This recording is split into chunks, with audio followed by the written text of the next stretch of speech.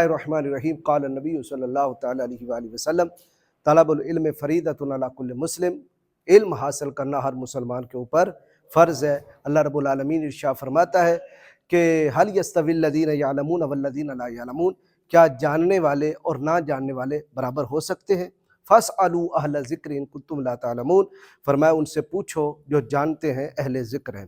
اور اہل ذکر سے مراد کیا ہے؟ قرآن خود ذکر ہے، انا نحن نزلنا ذکر و انا لہ لحافظون، یعنی ان سے پوچھو جو اہل قرآن ہے، قرآن سے چمٹ گئے ہیں۔ تو آج ہمارا جو رکوع شروع ہو رہا ہے سورہ بقرہ کا، وہ ہے رکوع نمبر 6۔ اس کا خلاصہ کیا ہے؟ اس میں چند مضامین کو اللہ رب العالمین نے بیان کیا۔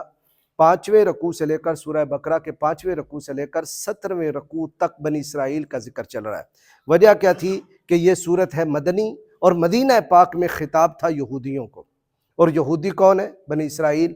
پھر اسی میں عیسائیوں کے ساتھ بھی خطاب ہوا، تو عیسائی بھی اصل میں کیا ہے؟ بنی اسرائیل۔ تو بنی اسرائیل اصل کون ہے؟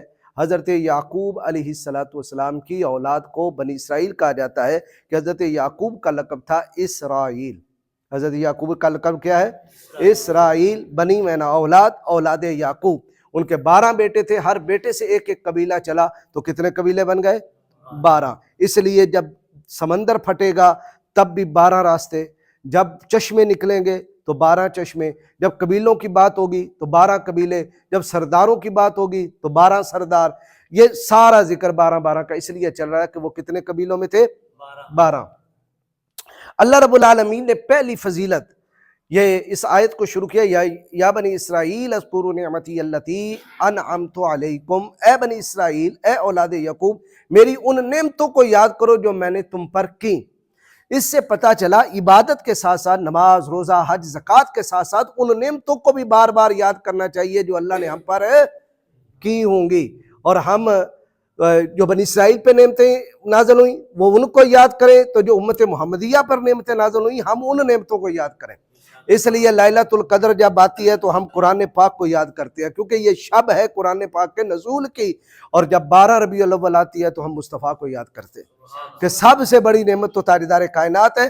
پتہ چلا نعمتوں کو یاد کرتے رہنا یہ بھی ایک شکرانے کی ایک کیفیت ہے، ایک شکرانے کی ایک قسم ہے۔ لَإِن شَكَرْتُمْ لَأَزِيدَنَّكُمْ، تم میرا شکر کرو گے تو میں تمہیں گھاٹا نہیں بلکہ اور زیادہ عطا کروں گا۔ اچھا، پہلی فضیلت کیا دی؟ پہلا انعام کیا کیا بنی اسرائیل پر؟ پہلا انعام یہ ہے وَفَضَّلْتُكُمْ عَلَى الْعَالَمِينَ، کہ اے بنی اسرائیل اولاد یعقوب، میں نے تمہیں تمام جہانوں پر فضیلت عطا کی۔ یہ 3000 سال بنتے ہیں حضرت اسحاق علیہ السلام سے لے کر نبی پاک علیہ السلام کی ولادت باسعادت سے پہلے کتنے سال بنے؟ 3000 سال قوم بنی اسرائیل کا راج تھا۔ ہر طرف پڑھے لکھی قوم یہ تھی، اہل کتاب یہ تھی، حکماء ان کے اندر، علماء ان کے اندر، اولیاء ان کے اندر، راہب ان کے اندر، بڑے بڑے کلیسا ان کے، اور بڑے بڑے قاضی ان کے اندر، حتیٰ کہ اللہ رب العالمین نے جو ان کو انعام دیے، ایک تو اس رکوع کے اندر ذکر ہوں گے، ان کے علاوہ 40,000 نبی بنی اسرائیل کے اندر پیدا کیے، اور کوئی زمانہ نبوت سے خالی نہیں گیا، کوئی زمانہ، حضرت اسحاق سے لے کر حضرت عیسیٰ تک ایک لمحہ بھی نبوت سے خالی نہیں گیا۔ کلما ہلک نبی خلف نبی، ایک نبی فوت ہوتا تھا دوسرا نبی موجود ہوتا تھا۔ کسی کا باپ نبی ہے، کسی کا بھائی نبی ہے، کسی کا بیٹا نبی ہے، کسی کا چچا نبی ہے، کسی کا ماموں نبی ہے، کسی کا نانا نبی ہے، کسی کا دادا نبی ہے۔ نبوت کا یہ خاندان چلتا آ رہا ہے۔ ایک تو یہ کہ پے در پے انبیاء آئے، دوسرا انبیاء کو دیکھنے والے اور ماننے والے کیا کہلاتے ہیں؟ صحابہ۔ تو صحابہ کا ایک زمانہ چلا ان کا، اور پھر ان میں اولیاء بھی چلے، اور ایسے صاحب تصرف ولی بھی ہوئے، صاحب تصرف ولی کہ جو ارادہ کن کرنے سے بھی شے کو بدل دیتے تھے، جس کی ایک مثال اللہ تعالیٰ نے سورہ نمل آیت نمبر 40 میں بیان کی، کہ جب حضرت سیدنا سلیمان علیہ السلام نے کہا کون ہے تم میں سے جو ملکہ بلقیس کا تخت لائے گا، تو عاصم بن برقیہ نے کہا قال الذی عندہ علم من الکتاب انا آتیک بہ قبل ان یرتد الیک طرفک، آپ کی آنکھ کی پتلی بعد میں لوٹے گی، وہ چھوڑا ہوا تخت میں آپ کی بارگاہ میں پہلے لاؤں گا۔ یہ ایک مثال اللہ نے قرآن پاک، اور بھی بڑے ہیں، آپ قصص پڑھیں گے بخاری شریف، مسلم شریف، حضور نے خود بیان فرمائے۔ اچھا، ایک تو یہ کہ ان کو سب جہانوں پر کیا دی؟ فضیلت دی تھی، اب نہیں ہے، دی تھی اب نہیں ہے. اب قیامت تک فضیلت ہے. کنتم خیر امت اخرج للناس تأمرون بالمعروف وتنہون عن المنکر وتؤمنون باللہ. اب قیامت تک فضیلت ہے تو مصطفیٰ جان رحمت کی امت کو فضیلت دی گئی. اس لیے حضور نے فرمایا ہم بہتر بھی ہیں اور ہم اول بھی ہیں، ہم آخر بھی ہیں، اور جنت میں جانے والے جانے کے اعتبار سے ہم پہلے ہوں گے، زمانے کے اعتبار سے ہم آخری. حساب ہمارا پہلا ہوگا، پل صراط پہ پہلے ہم گزریں گے، جنت میں داخلہ ہمارا پہلے ہوگا. حرمت الجنت علی الامم حتی تدخلها امتی. جب تک میری امت جنت میں نہیں جائے گی ہر امت پہ جنت حرام رہے گی. تو فضیلت کن کو ملی؟ حضور کی امت کو. یہ اس زمانے کی بات ہو رہی ہے کہ جب یہ افضل تھے. نمبر 2، دوسرا انعام جو اللہ نے کیا وہ نجات ظلم آل فرعون. فرعون کی جو پوری پارٹی تھی، فرعون کی حکومت تھی، اللہ نے ان سے نجات دی. وہ ظلم کرتے تھے. ان کا ظلم کیا تھا؟ وَإِن نَجَّيْنَاكُم مِّنْ آلِ فِرْعَوْنَ يَسُومُونَكُمْ سُوءَ الْعَذَابِ يُذَبِّحُونَ أَبْنَاءَكُمْ. وہ بچوں کو کیا کرتے تھے؟ ذبح کر دیتے. وَيَسْتَحْيُونَ نِسَاءَكُمْ. عورتوں کو، لڑکیوں کو زندہ رکھتے تھے اور بچوں کو قتل کر دیتے تھے. 70,000 بچے اس فرعون کے آرڈر سے قتل کیے گئے. تو یہ ایک کتنا ابتلاء کا ایک امتحان اور وقت کا ہے کہ گھر کے اندر بچہ ذبح پڑا ہو. یہ ایک پورا ایک پیریڈ گزرا ہے بنی اسرائیل پہ. تو اللہ رب العالمین نے انہیں حضرت موسیٰ کے صدقے میں نجات عطا فرما دی. غرقہ بھی. اب پے در پے ادھر معجزات بھی ہوتے رہے. حضرت موسیٰ علیہ السلام اللہ سے ہم کلام ہونے کے بعد رسالت لے کر جب بنی اسرائیل کے پاس پہنچے تو فرعون کے پاس انہوں نے کہا کہ قوم بنی اسرائیل کو چھوڑ دیا جائے، میں انہیں مصر سے لے کر ملک شام کی طرف جانے والا ہوں. لیکن فرعون چونکہ اس نے غلام بنایا ہوا تھا، جتنے بھی کام ہوتے تھے دریا کے، کھیتیوں باڑیوں کے، اور بھی جتنے کام تھے وہ انہی سے بنی اسرائیل سے لیا کرتا تھا. خادم بنا کے انہوں کو رکھا تھا، غلام بنا کے. اس نے کہا نہیں. پھر یہاں سے مقابلہ شروع ہو جاتا ہے اور مختلف واقعات شروع ہوتے ہیں. اس میں ایک یہ بھی ہے کہ حضرت موسیٰ علیہ السلام نے پھر پے در پے معجزہ دکھائے، جس میں ایک معجزہ یہ بھی ہے کہ فرعونیوں کے گھروں میں پانی، ان کے مٹکوں میں پانی، ان کے چشموں میں پانی خون بن جاتا تھا اور بنی اسرائیل کا پانی پانی ہوتا تھا. وہ بھوکے مرنے لگے، پیاسے مرنے لگے. پھر جب انہوں نے منتیں ترنے کی، عذاب ہٹا لیا گیا. دوسرا جوؤں کا عذاب، پھر مینڈکوں کا عذاب، مختلف عذاب، کھٹملوں کا عذاب، یہ عذاب آتے رہے. اب یہاں پھر حضرت موسیٰ علیہ السلام قوم بنی اسرائیل کو لے کر نکل رہے ہیں. راستے میں ہے سمندر، اور سمندر بھی کون سا ہے؟ یہ مصر اور عرب کے درمیان میں ہے، بحر قلزم، جدہ کا ساحل جہاں لگتا ہے. یہ جدہ والا جو ساحل ہے، یہ جو سمندر ہے اس کو بحر قلزم، ریڈ سی، بحر احمر، بحر اسود بھی کہا جاتا ہے. یہ سمندر جو ہے ملک شام کی طرف سے کراس کیا گیا. دریائے نیل نہیں ہے. بعض لوگوں کے خیال میں ہوتا ہے کہ شاید دریائے نیل سے گزرے ہیں. فرعون دریائے نیل میں ڈوبا نہیں، بحر قلزم. اللہ نے سمندر کہا ہے، دریا نہیں کہا. کیا کہا ہے؟ سمندر. وَإِذْ فَرَقْنَا بِكُمُ الْبَحْرَ. کیا پھاڑا گیا ہے؟ سمندر پھاڑا گیا. اور سمندر میں 12 راستے بنے ہیں، 12 روڈ بنے ہیں، اور ہر روڈ سے ایک ایک قبیلہ گزرا ہے. اور وہ تقریباً 50 میل کا فاصلہ ہے وہ سمندر سے ایک کنارے سے دوسرے کنارے تک. وہ لے کے جب نکلے، ادھر فرعون داخل ہوا. فرعون کی جب ساری فوج اور آرمی اندر آ گئی، بنی اسرائیل کا آخری فرد بھی باہر نکل گیا، تو اللہ نے سمندر کو ملا دیا. اب یہ انہی کی آنکھوں کے سامنے فرعونی سارے غرق ہو گئے. یہ اللہ نے دوسرا انعام دیا، یعنی انہیں غلامی سے نجات دے دی اور ان کا دشمن جو تھا ان کی آنکھوں کے سامنے مار دیا. تیسرا، اب جیسے اس سمندر سے باہر نکلے، اللہ رب العالمین نے حضرت موسیٰ علیہ السلام سے فرمایا کہ کوہ طور آ جاؤ، ہم تمہیں ایک دستور دیں گے، ایک آئین دیں گے، ایک قانون دیں گے، فرقان دیں گے.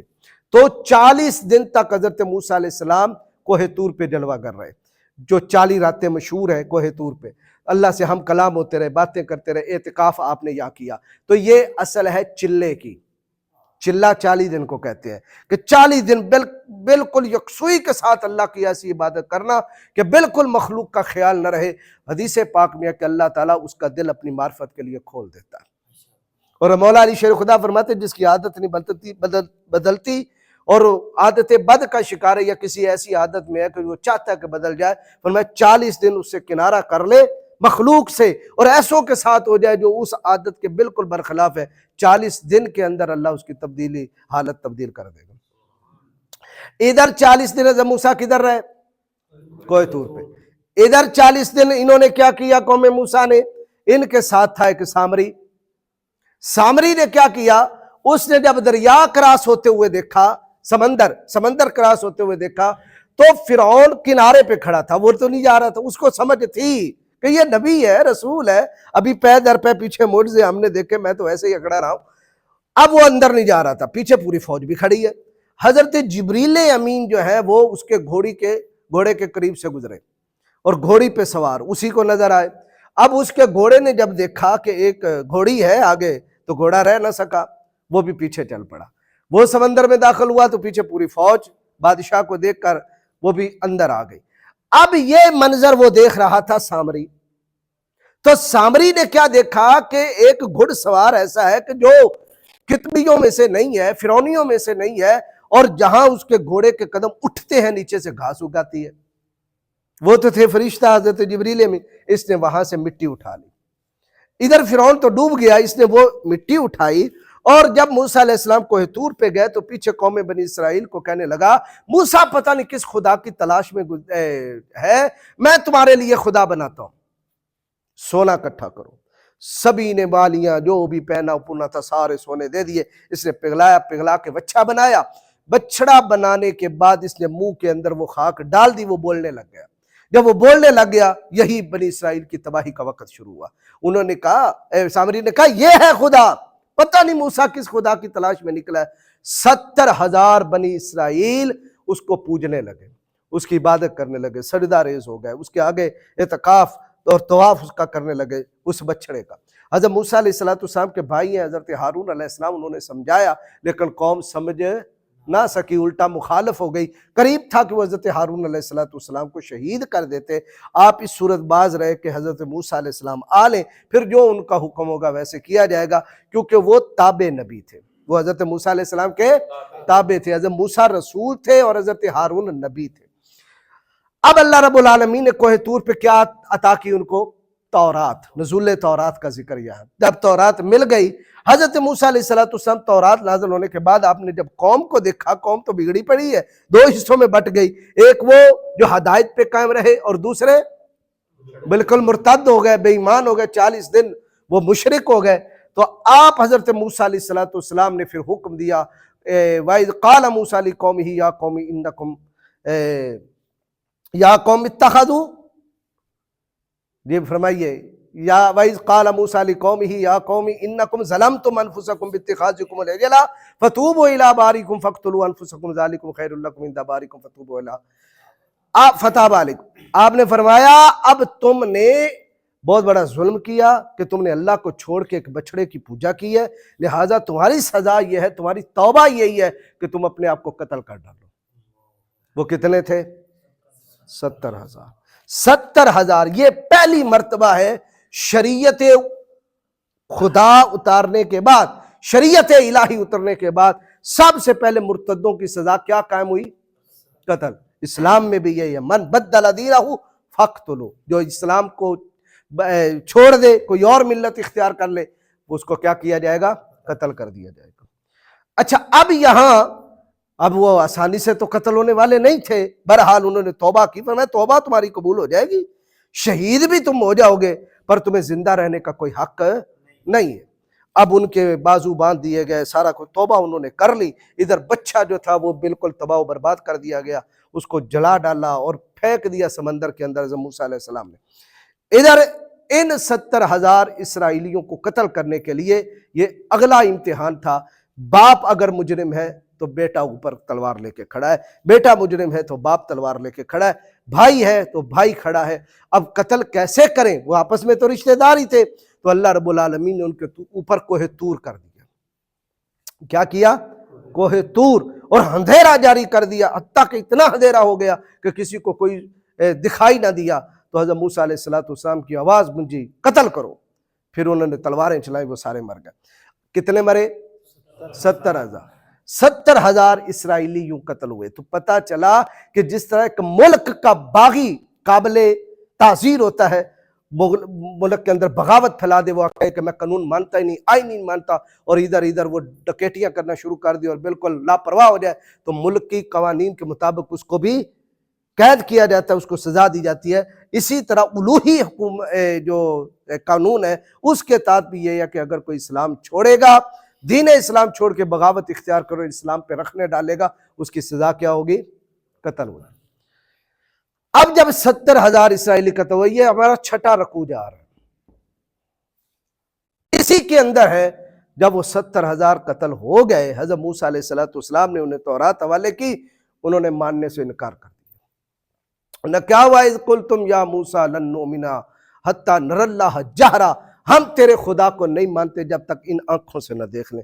تو نے ہمارا خدا تو مار ڈالا ہے، جو ان کا بچڑا تھا وہ تو مار ڈالا، تیرا خدا کدھر ہے؟ ہم جب تک آنکھوں سے نہیں دیکھیں گے ہم خدا کو نہیں مانیں گے۔ لیکن یہ بھی سارے بنی اسرائیل نے تھے، بنی اسرائیل میں سے ایک گروہ جو بچا ہوا تھا، ان میں سے بھی ایک ایسا ہو گیا۔ تو اس وقت حضرت موسیٰ علیہ السلام نے فرمایا پھر چن لو، تم میں اپنے معتبر بندے چن لو، جن کو تم چن سکتے ہو، میں انہیں لے کر جاتا ہوں، پھر تمہیں اللہ بھی دکھا دیتا ہوں۔ تو انہوں نے ہر قبیلے سے 6 بندہ چنا، 12 6 72، تو 72 کو لے کر حضرت موسیٰ علیہ السلام یہاں پہنچے کوہ طور پہ دوبارہ، اور کہا ہے اللہ اپنی زیارت کروا۔ تو اخذتکم الصاعقہ، ایک چنگاڑ آئی، ایک بجلی چمکی، وہ سارے کے سارے کلٹی ہو گئے، برداشت نہ ہوا، مر گئے۔ حضرت موسیٰ علیہ السلام بے ہوش ہو گئے۔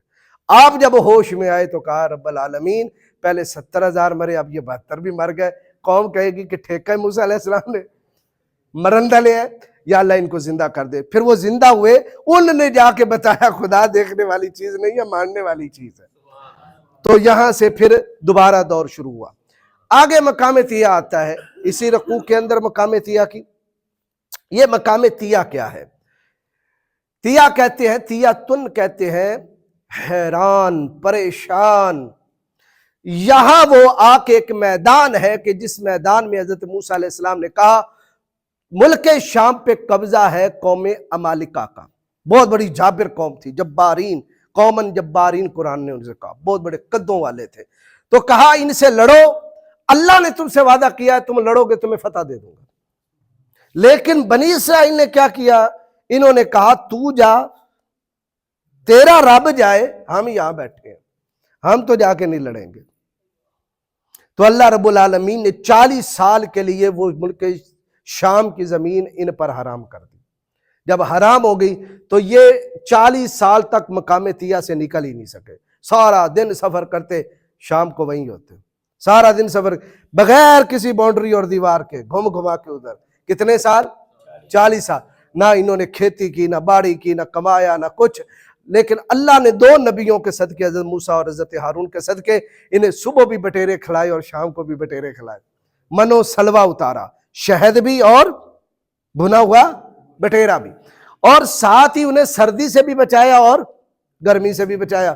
جیسے ہی لباس جو تھے، بچے بڑے ہوتے تھے لباس بھی بڑے ہو جاتے تھے، نہ دھونے کی فکر، نہ کوئی فکر نہیں تھی، بس سارا دن گھومتے رہے، شام کو وہیں پھر آرام کر لینا، بھنے بٹیر بھی مل رہے ہیں، شہد بھی مل رہا ہے، پانی بھی مل رہا ہے۔ جب کبھی پیاس لگتی تھی موسیٰ سے کہتے تھے، موسیٰ علیہ السلام کسی نہ کسی چشمے پہ ڈنڈا مارتے تو 12 چشمے نکل آتے۔ وَإِذِ اسْتَسْقَىٰ مُوسَىٰ لِقَوْمِهِ فَقُلْنَا اضْرِب بِعَصَاكَ الْحَجَرَ فَانْفَجَرَتْ مِنْهُ 12 عَيْنًا۔ یہ اللہ نے واقعہ بیان۔ کتنے سال؟ 40 سال۔ اب وہ 40 سال میں تبدیلی ہو گئی، پچھلے مر گئے، نئی جو پود تھی 40 سال وہ جوان ہو گئی۔ جب وہ جوان ہوئی نا، منو سلوہ کھانے والی، اس وقت حضرت موسیٰ علیہ السلام دنیا سے پردہ کر گئے، حضرت ہارون بھی دنیا سے پردہ کر گئے۔ اب نیابت آ گئی تھی حضرت یوشع بن نون اللہ کے نبی کے پاس، انہوں نے پھر ان جوانوں کا خون گرمایا تو یہ جہاد کے لیے تیار ہو گئے۔ اس سے ایک نکتہ پتہ چلا، جنہوں نے ٹکڑے فرعون کے کھائے تھے نا وہ لڑ نہیں سکے۔ کوئی سمجھ آ رہی ہے؟ جنہوں نے ٹکڑے غلامی کے کھائے تھے وہ لڑ نہیں سکے، جنہوں نے ٹکڑے الوہی کھائے تھے وہی مجاہدین بنے۔ آگے چلیے، اب ان میں سے بھی تو کچھ ایسے تھے جو پچھلے باقی تھے، سارے منو سلوہ والے بھی تو نہیں تھے نا، کچھ فرعون کے ٹکڑوں والے بھی تھے۔ اب اللہ تعالیٰ نے انہیں سردی گرمی ہر چیز سے بچائی رکھا۔ آگے انہوں نے ان میں سے کئیوں نے کہا کہ ہم تو من سلوہ کھا کھا کے گئے ہیں، اب ہم سے کھایا نہیں جاتا۔ اگلے رکوع میں وہی بات آئے گی، ہمارے لیے تو ککڑی چاہیے، پیاز چاہیے، تھوم چاہیے، ادرک چاہیے، وغیرہ وغیرہ۔ تو اللہ رب العالمین نے انہیں کہا کہ تم پھر ایک شہر کی طرف نکلو، قریبی ایک شہر تھا جس کو اریحا کہتے ہیں ملک شام میں. تو لیکن جب تم وہاں جانا تو تم نے کی ہیں بڑی نافرمانیاں، اور تم اعلیٰ چیز چھوڑ کے ادنا چیز مانگ رہے ہو، پھر بھی ہم تمہیں معاف کریں گے. داخل ہوتے ہوئے کہتے ایک جملہ بولنا، وَقُلْنَا ادْخُلُوا فِي هَٰذِهِ الْقَرْيَةِ، یہ پڑھیں وَقُلْنَا ادْخُلُوا هَٰذِهِ الْقَرْيَةَ فَكُلُوا مِنْهَا رَغَدًا حَيْثُ شِئْتُمْ رَغَدًا وَادْخُلُوا الْبَابَ سُجَّدًا وَقُولُوا حِطَّةٌ نَغْفِرْ لَكُمْ خَطَايَاكُمْ وَسَنَزِيدُ الْمُحْسِنِينَ. جب تم اس شہر میں داخل ہونا تو حالت سجدہ میں داخل ہونا، سجدہ کرتے ہوئے جانا، اور ساتھ ہی کہنا کہ اللہ ہمیں معاف کر دے. حِطَّةٌ یہ سریانی زبان کا لفظ ہے، ہمیں معاف کر دے، معاف کر دے، معاف کر دے، ہم تجھ سے معافی مانگتے ہیں. اب تو ہم پھر معاف کر دیں گے. ایک کیا کرنا ہے؟ سجدہ کرنا ہے، سجدہ کرتے ہوئے شہر میں جانا، اور دوسرا زبان سے کیا کہنا ہے. لیکن بنی اسرائیل والوں نے کیا کیا؟ سجدہ کرنے کی بجائے الٹا پشت کر لی اور ٹانگیں کر لی، کسی نے ٹانگیں کر لی، کسی نے پشت کر لی، اور زبان سے حتتن معافی کی بجائے کہنے لگے ہنتتن فی شعیرہ، ہنتتن فی شعیرہ، ہنتتن فی شعیرہ. سانو تو کڑک ہی چاہیے دی، کڑک ہی چاہیے دی، کڑک ہی چاہیے دی. اب انعام بھی دیکھیں، کرتوت بھی دیکھیں. سمجھ آ رہی ہے بھئی؟ تو اللہ نے چھٹے رکوع میں یہ ہے بھی بڑی لاڈلی قوم سی، تو پھر کرتوت بھی کیسے. اب قوم ظالمین پر رجز کا جو ہے وہ نزول ہو گیا، یعنی ایسے ظالموں پر پھر تباہی، بربادی اور ذلت کا نزول ہوا. اور پتہ چلا یہ رکوع کا خلاصہ یہ ہے، انعام در پہ ہونا اس بات کی دلیل نہیں ہے، ہمیشہ بندہ منعم ہی رہے گا. اگر کبھی قہر خداوندی آئے اور لوگ شکرانے کی بجائے کفران نعمت کرنا شروع کر دے تو اللہ اس نعمت کو چھین لیتا ہے. تو یہ ہمارے لیے بھی درس ہے، تو کہیں ایسا نہ ہو جائے کہ اللہ ہم سے ایمان کی نعمت ہی چھین لے. آج بھی کئی ایسے لوگ ہیں جو اولیاء کاملین کی، صوفیاء کی، صحابہ کی، اہل بیت کی توہینیں کرنا شروع کر دیتے ہیں، اور اپنے آپ کو کامل عالم سمجھنا شروع کر دیتے. جتنا پڑھتے جاتے ہیں اتنا عیب تلاش کرتے جاتے ہیں. پھر ایک وقت آتا ہے کہ علم ان سے، علم تو علم، ایمان ہی چھن جاتا ہے. وہ بے ایمان ہو جاتے ہیں، کئی قادیانی ہو جاتے ہیں، کئی دوسرے فرقے اختیار کر لیتے ہیں. ادب گاہست زیر آسماں زرش نازکتا نفس گم کر دمی آئے جنادو با یزید جا. نعمت ملے تو پھر اس کا کیا کرنا ہے؟ شکر کرنا ہے، اور شکر کرنا ہے، اور شکر کرنا ہے. مولا علی فرماتے ہیں ٹانی اتنی جھکتی جاتی ہے جتنا اس پر پھل لگتا جاتا ہے. اس لیے ہمارا جھکاؤ بتائے کہ ہمیں پھل کافی لگ گیا ہے اور لگتا جا رہا ہے، اور ہم اور پھل لیتے جائیں. اللہ ہمیں عمل کی توفیق عطا فرمائے. اس پورے رکوع کے اندر اگر کسی کو کوئی چیز سمجھ میں نہیں آئے تو آپ پوچھ سکتے ہیں. مزہ آیا جی؟ ہاں جی. تو اب ساری رات جاگنے سے یہ بہتر ہوا. عبداللہ ابن عباس کہتے ہیں کہ جس نے ایک مسئلہ سیکھا ساری رات جاگنے سے بہتر ہے. الحمدللہ ہم نے کافی مسئلے سیکھ لیے. جی کوئی اور مسئلہ پوچھنا ہے؟ یہ قوم جو آپ نے مخالف قوم والے کبتی لفظ ہے یا کتبی؟ کبتی، کب کاف کے نیچے زیر، با تو یہ تھی کبتی. جی